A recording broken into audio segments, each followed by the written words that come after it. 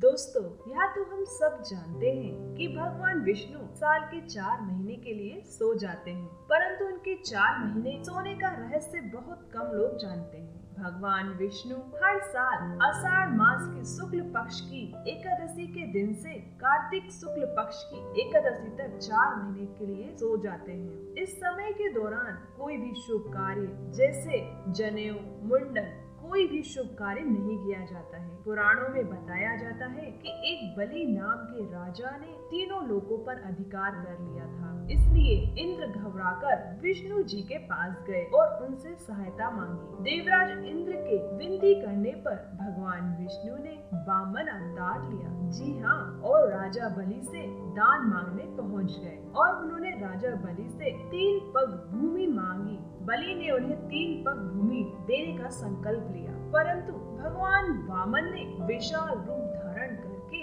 2 पग में ही धरती और आकाश नाप लिया और तीसरा पग कहाँ रखे जब पूछा तो बलि ने कहा कि उनके सर पर रख दे। इस तरह विष्णु जी ने बलि का अभिमान तोड़ा तथा तीनों लोगों को बलि से मुक्त करवा दिया। राजा बलि की दानशीलता और भक्ति भाव को देखकर भगवान विष्णु बहुत प्रसन्न हुए। उन्होंने बलि से वर मांगने के लिए कहा। बलि ने वर मांगते हुए विष्णु जी से कहा कि आप मेरे साथ पाताल चले और हमेशा वही निवास करें। भगवान विष्णु ने बलि को उसकी इच्छा के अनुसार वरदान दिया और उनके साथ पाताल चले गए। यह देखकर सभी देवी देवता और देवी लक्ष्मी चिंतित हो गए। देवी लक्ष्मी भगवान विष्णु को पाताल लोक से वापस लाना चाहती थी, इसलिए उन्होंने एक चाल चली। लक्ष्मी जी ने गरीब स्त्री का रूप धारण किया तथा राजा बलि के पास पहुंच गई। राजा बलि के पास पहुंचने के बाद उन्होंने राजा बलि को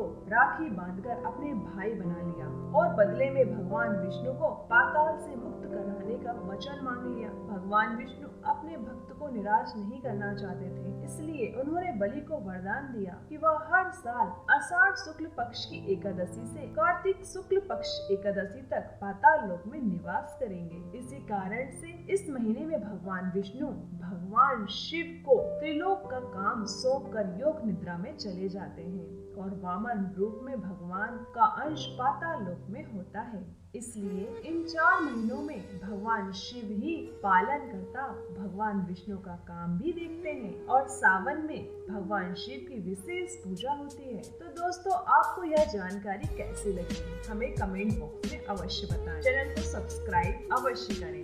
धन्यवाद।